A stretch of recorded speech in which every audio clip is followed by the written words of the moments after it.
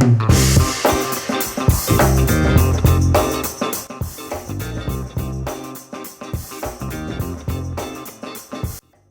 to Season 6 of Business Mentorship, Keepin It Real. Introducing corporate leaders who have taken the leap to business owner. Introducing their great idea in our guest blog, found on shareyourstories.online. Our guest joins us from Paris, Ontario. Taren White is a third-generation artist and fourth-generation entrepreneur with 20 years in marketing and digital design. With an online gallery, she represents artists, sharing business tips and tools for ongoing success. Let's find out how Taren has created an online platform that introduces collectors with artists and combines education and business acumen. It is my pleasure to introduce and welcome Taren. Thank you so much, Trish. It's my pleasure to be here. It's so great to be able to chat with you because, we've been following each other on social and you've had a chance to participate in our guest blog. I know that you come to our networking events. So tell me a little bit about, because I did actually get a question from someone in our viewing and listening audience, and they were like, fourth generation entrepreneur, really? So tell us a little bit about your family background and how perhaps growing up in that entrepreneurial environment has sort of left an imprint on you and your business success. Well, that travels through my grandfather, great-grandfather, father, mother. They all had businesses. My father grew up in sort of the Muskoka area, and they had grocery stores and motels and gas stations and things like that, that all the travelers from Toronto would pass through on their way up to Muskoka. Right. So my father grew up in that, and he was working in corporate in London, which is where he met my mom. And they were transferred to Australia, which is where I was born. Wow. And he originally went to U of T. He's Canadian. So when he came back here, he brought the family back because he was about to be transferred to another country. And they thought, you know what, let's go back to Canada, settle down. And he started his own business here. So right from a very young age, we grew up going out to the business and helping even as children. Sure. And that was normal for us. And my mom didn't go to a job, but she was a full-time painter. That is so cool. Seeing her, that was the normal day-to-day, to see her in her studio, and she did all kinds of house portraits as well as beautiful watercolors. And that was normal for us to be around that. So I think if you have that creative sort of spirit in you, which I think everybody does, sure, that really opened things up, that it's okay to be full on in that creativity. That's a really great point, because, I always say to people, each and every one of us has actually had our own gallery exhibition, and it's in the kitchen on the fridge, right? Yeah. When we come home from kindergarten with those great works of art, and somewhere along the way, we kind of push that creativity to the background and, take on other interests. But I love, because I also know that you're an artist. So tell us a little bit about what it's like being an artist and owning an online gallery. I feel like it's like the perfect combination, because I love business and everything about business. And I also am an artist. So to be able to pull the business part together with something creatively and actually work on my own art as well, and then take that business part and help other artists. There's a lot of people that start really digging into their art career later, and they've come from something, they could have been a teacher or working for the government and things like that. So their thinking is so different. They've been kind of closed in, I guess, in a job like that, that it's nice to be able to sort of expand that, help them expand that vision and pull in the business side as well, and really nurture that creativity. That's a really good point, because I think people who are generally really creative are not really good at marketing. So they're really great at the creative side of doing what it is that they do, but then they're not very good at shouting it from the rooftops to say, this is what I do and this is for sale. And so what actually gave you the idea of starting the online gallery? Because clearly we're all, the online spaces can go anywhere. I mean, you can sell your product anywhere in the world. Yeah, I think it's a challenge for a lot of artists to do Mhm. that. I mean, it's one thing to be in your studio creating, but it's another to promote. And most artists Mhm. don't really want to promote and don't want to spend time in that. I Right, think it's important that you spend some time and you have an awareness around how to do that. And right. the online gallery really came about within a few months of opening my in-person gallery.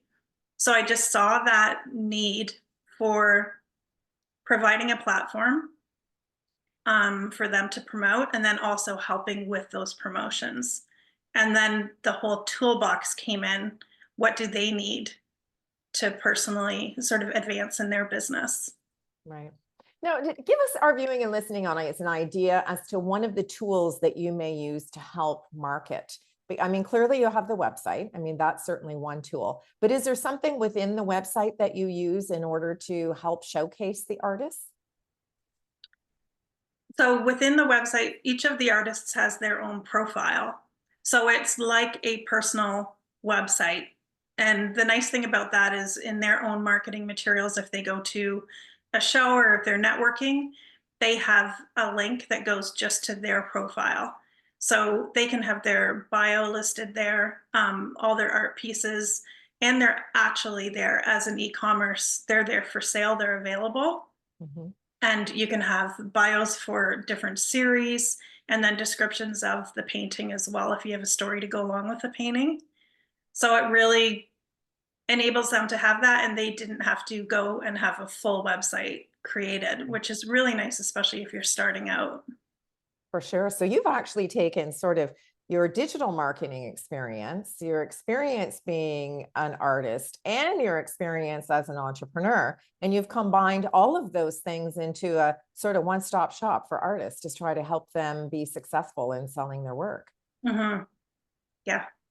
Is there something that you feel or that you could give to our view? There's got to be some artists out there, some creative people who are listening to us and are thinking, oh yeah, I've been dabbling in, watercolor, or I've been doing some charcoal sketching or whatever. Is there a tipping point that you feel that some of the people have shared with you that you represent where they say, okay, I'm going to try to sell this work?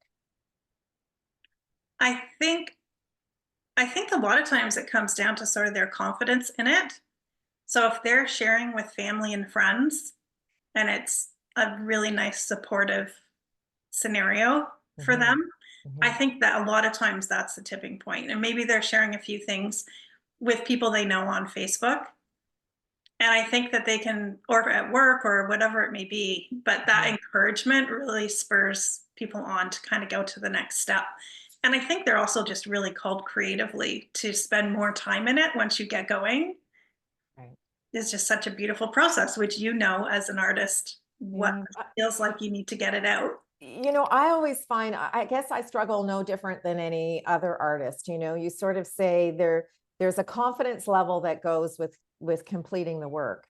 And then there's a whole other level of confidence that goes in putting it out there in the world, right? Because, Yeah. you know, uh, you want your vision to be seen and make a connection with a potential collector who will say, yes, that painting speaks to me. I have to have it hanging in my office or in my home. Do you find that there's with the collectors that you have that work with you in connecting them to the artists, do you find that they like to meet the artist, or are they interested in the story behind the story, or do they strictly go for the visual appeal and the connection they have with the piece? I feel like that's usually sort of a two-phase process. So initially it feels like it's just 100% connecting with the piece on a Mhm. personal level for them. Right. And once that's happened, then phase two is they want to know everything about the artist and they Yeah. love meeting the artist. But initially, I feel like it's just that personal connection to the piece. Yeah, for sure. Now, do you find that the art that you're helping folks to sell, is it a combination of in person and online? Because I know that you mentioned that you do in-person work. So, or do you find that the mix is maybe 80-20? What is the mix between in-person and online? Like as far as showing Or selling? and selling, I Hmm. would say most of the selling for me now happens online. It does. Yeah. I mean, before it was mostly in person. Well, I went Mhm. from online to in person, now back to online. Right, right. So, um, mostly online now. And I guess because people, the tactile thing about art is you make a visual connection, and then sometimes you want to touch it and feel it, especially if it's sculpture, right? I mean, if it's something three-dimensional, you really want to be able to make that connection. So do you find that they go to the online digital space first, reach out to you, get some information about the artist and the piece, and then go to the purchase process? Or do they just purchase right off the get-go? Sometimes they're just purchasing right off the get-go. Mm. Um, I think what's really helpful is when they can look at a body of work.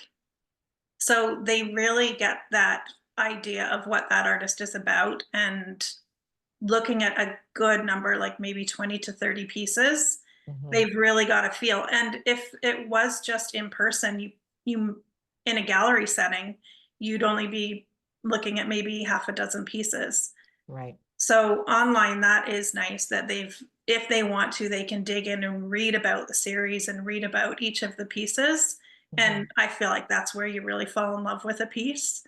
Mhm. Well, So that's a good point because it's making the connection not only visually but emotionally, right? Because it's kind of all the five senses want to get involved when you're purchasing art. It doesn't matter what form it may be.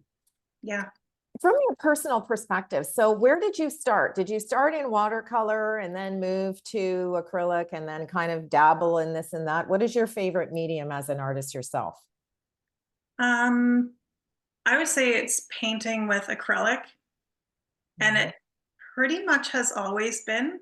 Oh, really? When I went to school, I did try all the different egg tempera, like we painted Mhm. old um The old masters. master version. Like we did everything, but when I started painting, just again, more of a full-time painting, it was mostly with acrylic. I love how adaptable that is and Mhm. forgiving, and And tactile it is. I know when I do my work in acrylic, I love the fact because I don't know if you're like me, but I tend to not work on a piece for, it's not days and days or weeks or months. It's kind of a shortened time span because you get an idea in your mind and you got to get it onto the canvas. So you may spend 12 to 14 hours at the very beginning trying to get as much on the canvas as you can. And I love the fact that the acrylic dries quickly and mhm. then gives you an opportunity to go back to it. Whereas you're absolutely right, tempera and oil and things like that, it takes a long time for those pieces to dry. So maybe it's the personality trait that goes along with the medium that you choose, right? That sort of gives you the confidence to move in that direction. I think so. And I think too, if you were really doing realism, you'd want to go slow. And if Yes. you're more of an abstract artist, like you really want to just flow with everything and be able to keep building and building. I Yeah, think that's that's the so true. beauty of the acrylic. Yeah. Yeah, that's so true. So, as a gallery owner and as an artist and as a business, we'll say a business consultant coach with the artists that you help to represent. What if you had to rate the amount of time? Because we only have so much time in a day and a week. So, how do you break up your time in the week to be able to provide the services that you need? Is it difficult or do you find it quite easy? Um, I find it I find it quite easy. I set blocks up of time to do different tasks, and I do stay really organized. I'm really intentional with my calendar. Mm. I'm really intentional with my time, whether it's work or personal. So I stay on top of that, and I don't have a problem with things going to certain days. If that's the Thursday slot, then I'll let people know this will be done by the end of the day on Thursday. Wow. So I And have that makes it easy. flexibility in there too. I can jump and do things that need to be done quickly for people, but for the most part, I'm pretty careful and intentional with how I set my With week your up. time. Yeah. And is there a type of artist that you prefer to represent based on the clientele that you have, or is it quite broad? I feel like it's really broad. Mm, yeah. Yeah. Because, sometimes as a collector, you may start with paintings and then move to sculpture and then go, right? You sort of change the things that you're interested in, may go to ceramic or photography or all kinds of things. So Yeah, um, to, absolutely. to have a breadth of assortment in terms of the availability is probably very helpful for the collector. Hmm. Now, in the future, I mean, we have a 6-month plan or a 3-month plan or a 1-year plan. What's in the plan for Taren at the gallery in terms of where you would like to see things go in the near future? I think um, I think working with more artists that are starting out, I think there's not a lot of help out there on what the first steps are, how to approach a gallery, how to ship, like all of those things. Everyone's kind of trying to figure it out on their own. I know that's what I had to do. So working with really new emerging Mhm. that's exciting for me. I love that sort of possibility of mentoring in that Mhm. process and helping them speed along a little bit. So I think expanding the artists that I'm working with online in that capacity is Well, going to be it certainly sounds like a really wonderful marriage that you've got working there. As you say, being an artist and helping people do the things that you do really combines all these wonderful things that you've been doing with your own expertise over the years in order to get to where you are now. So it's got to be a really exciting time. And I would think that an emerging artist probably has a different level of confidence and a different level of interest than someone who's been at it for a longer period of time. They probably don't need as much help, right? Because they've figured it all out already. yeah, true. And I think when people are starting to, there's such an amazing energy around it Mhm. that I love working in any type of a startup business wise, any type of sort of branding. And the new artist as well has got that energy, and it's okay. Let's look at all of this and look at what it is where you are right now and where you're going Right. and helping them on that path. Well, we certainly love what you do, Taryn. I'm really thrilled that you were able to join us in the guest blog series because I know, like any business, things morph and change, and our focus changes, and the economics of the world have an effect on what we do.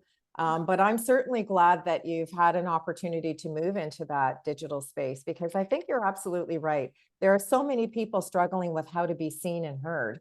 And it makes it really difficult. So you actually make it quite easy for them to sort of get started and then sort of see you can grow together as this sort of curator of an online gallery. So thank you so much for sharing your experience with us today and giving us a little bit of the behind the scenes as to sort of what's involved, not only in being an artist, but being a gallery owner. So that's pretty cool. Oh, thank you for having me. Now, one of the things that we do in the guest blog, and I'm suspecting that maybe your 3 words of advice have changed because you shared your story on our platform a few years ago. And creativity and innovation, things never stay the same. So your 3 words of advice at that time were perseverance, intuition, and faith. So give us an idea as to if those words are still meaningful.